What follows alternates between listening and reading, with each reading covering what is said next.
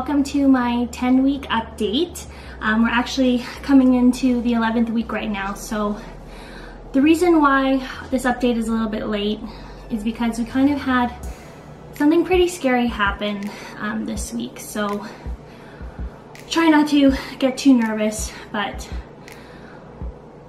on Sunday, it was my day off from work. I had woken up, made myself some breakfast, watched some TV. I think it was around like 8:30 I woke up. Then at around noon I was pretty tired, so I went back upstairs to take a nap. I was about to fall asleep and I felt something wet down there. And I, just touched it and looked at my hand and noticed that it was bright red.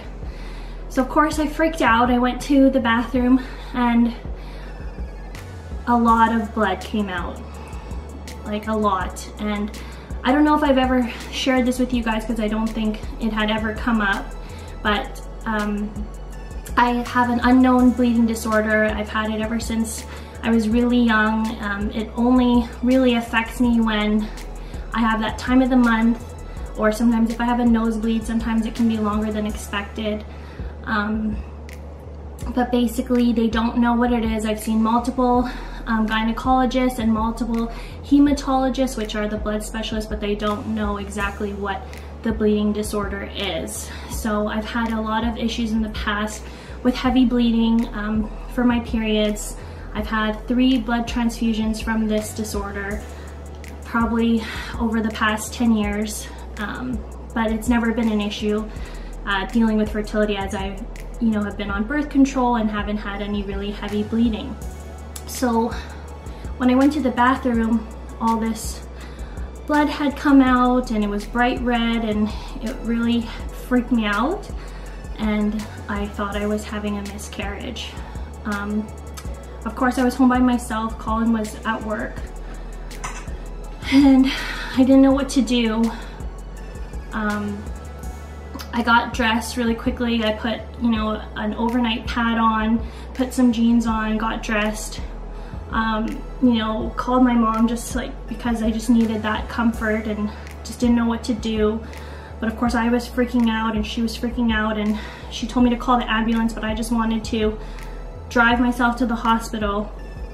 But I hadn't gone out the day before and it had snowed, so it was taking a long time for my car to defrost. And while I was sitting in my car, waiting for it to defrost, even after I had brushed the snow off, I noticed that my jeans were already soaked through and that it was just pouring out. And it was terrifying. And at that point I was already getting lightheaded, and I was about to drive, but then I decided I should probably not drive in this condition. So I went back in the house and I called 911 for the ambulance to come and get me. I had enough energy to walk to the front door to unlock the door, and I just sat in the bathroom here in the downstairs main floor while they came. I felt huge clots coming out. I know if this is too much information, just stop watching here, but I really want to share my story here. So I felt huge clots come out while I was on the phone with the 911. I thought for sure I was having a miscarriage. I was crying hysterically, just so heartbroken that I thought I was losing these babies. Ambulance came, the fire department came. I think because we were in a townhouse, I gave them our unit number. They thought it was an apartment, so there was a bunch of people in my house as I was covered in blood and freaking out and crying. But we made it to the hospital. But the whole time I was trying to get a hold of Colin, but because he was on night shift, he was sleeping at this time, and I was calling him, trying to call his coworkers, trying to call his friends to see if they knew somebody that could get a hold of him or that could wake him up. But yeah, so we got to the hospital, and thankfully, because we live in a smaller city, my OB was in the building of the hospital at that time. So we were able to, my OB was able to come see me right away. And he brought in the ultrasound machine right away. And you know, I was crying and crying and asking him if they were okay.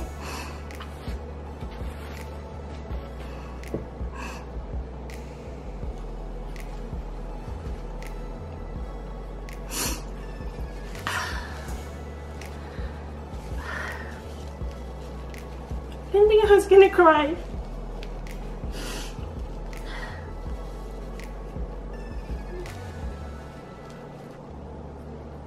But he put ultrasound on my stomach and we saw the first one. We saw his heartbeat and the doctor said he was okay. We moved over to the second one and we actually even saw that one moving around and he said that one was okay too, and that he thought maybe my bleeding was from placental separation or placental abruption. Even the most minor nerve that separated the placenta from the uterus could cause significant bleeding, plus my bleeding disorder would cause even more significant bleeding. At that time I was just so thankful that the babies were okay and that I didn't lose them.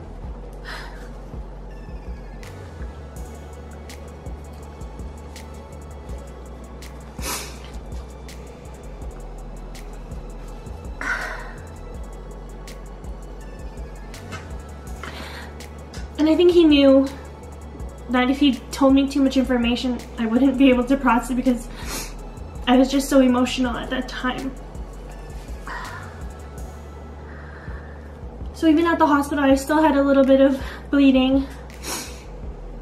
Actually, still a lot of bleeding. And we finally got a hold of Colin and he came to be with me.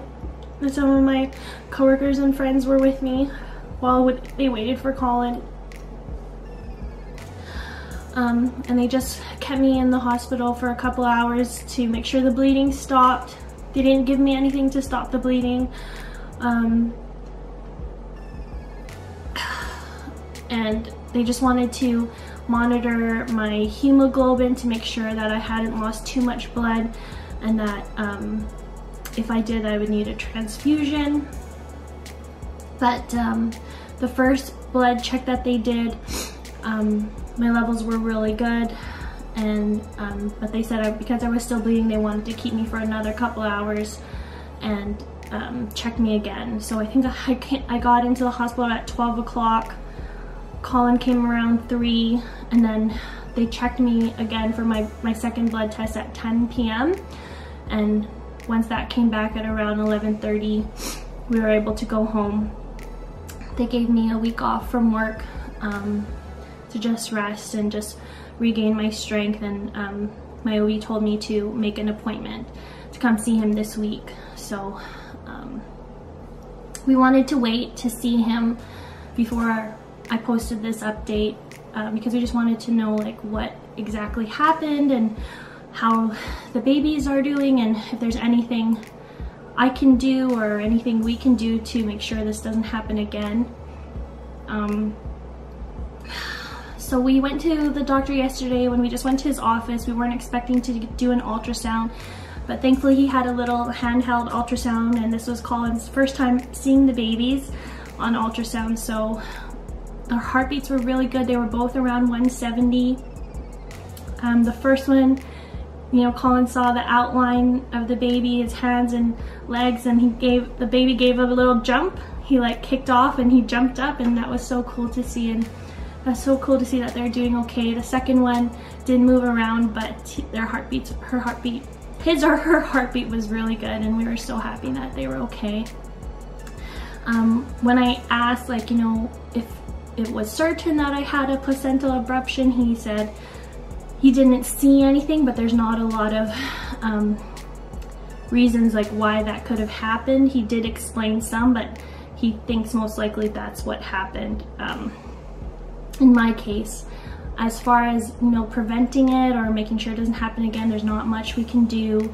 He said to just take it easy, nothing high impact, but I can basically resume my normal activities when this week is up. So on Monday, I'll go back to work. But these past couple days, I've just been sleeping. You know, I was really tired after losing all of that blood. So I've just been sleeping all day. Colin's been home with me. He stayed home. He was supposed to come back home on yesterday anyway, so he just ended up missing a couple days off work. But yeah, just been vegging out, just basically laying in bed all day except for going to the doctors. But that was probably the most heartbreaking, most terrifying experience I've ever had. And I'm so thankful that I'm okay, the babies are okay, and that we got through this, and that they're healthy and still growing strong, and I still have them with me. So that is why we're a little bit late to update with you guys. We've been dealing with all that.